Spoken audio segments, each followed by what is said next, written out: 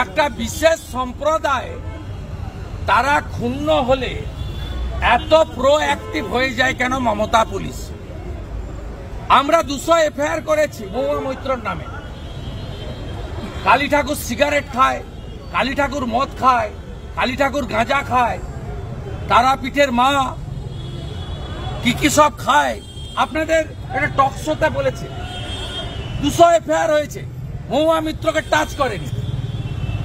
শাওনি ঘোষ যুবনেত্রী নাকি, তিনি মহাদেবের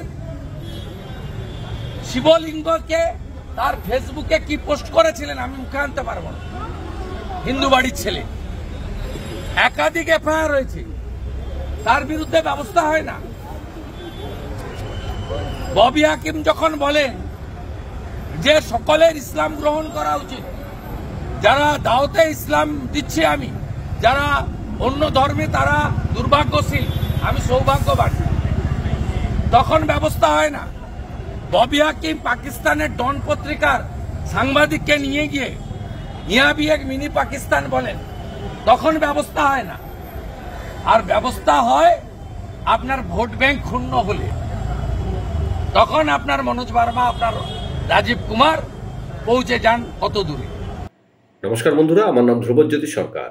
ধর্ম নিয়ে বিতর্কিত মন্তব্য, গুরুগ্রামে গ্রেফতার কলকাতার মহিলা, অশান্তি পাকানো এবং সাম্প্রদায়িক সম্প্রীতি নষ্ট করার অভিযোগে গ্রেফতার। তিনি পেহেলগাঁও হামলার পর যে কন্টেন্ট তৈরি করেছিলেন তাতে ক্ষুব্ধ এদেশের মানুষের একাংশ। অভিযোগ, অশান্তি তৈরি ও সাম্প্রতিক সম্প্রীতি নষ্টের চেষ্টা করেছেন তিনি। অবশেষে কলকাতা পুলিশ গ্রেফতার করল তাকে। দিল্লির গুরুগ্রাম থেকে শর্মিষ্ঠাকে গ্রেফতার করে গার্ডেন রিচ থানা। কলকাতার আনন্দপুরের বাসিন্দা ধৃত শর্মিষ্ঠা পানৌলি, তিনি পুনেতে আইন নিয়ে পড়াশোনা করছেন। যে কন্টেন্ট নিয়ে বিতর্ক চরমে, সেটি ইনস্টাগ্রাম থেকে মুছে দেন পানৌলি। সোশ্যাল মিডিয়ার মাধ্যমে মন্তব্যের জন্য ক্ষমাও চেয়েছেন তিনি। গুরুগ্রামে গ্রেফতার শর্মিষ্ঠা পানৌলি।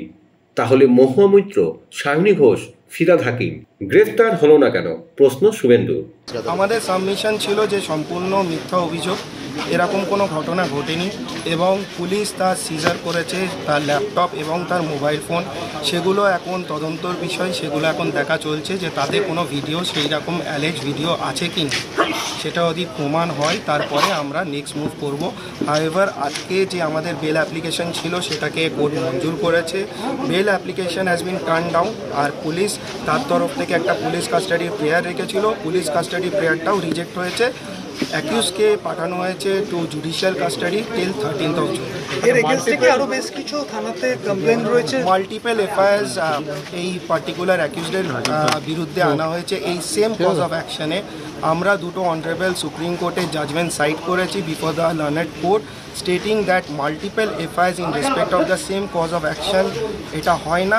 সুতরাং যে এফআইআরটা অলরেডি ইনিশিয়েট হয়েছে, যার ভিত্তিতে তাকে অ্যারেস্ট করে কোর্টে চালান করা হয়েছে, এই পার্টিকুলার মামলাটাই চলবে, বাদবাকি মামলাগুলো তার বিরুদ্ধে না চলা উচিত as per the dictum of the honourable supreme court. আপনি সাবমিশনের জায়গায় বলেছেন যে without any serve of notice arrest করা হয়েছে, এটা কি ব্যাপারটা, কি ধরনের নোটিস? পুলিশকে যে কটা সেকশন লাগানো হয়েছে, ইমপ্লিকেট করা হয়েছে অ্যাকিউজকে, the maximum punishment is for 3 years এবং mandatory provision for the police authorities or the investigating agency হচ্ছে to serve a notice under section 35 subsection 3 of BNSS.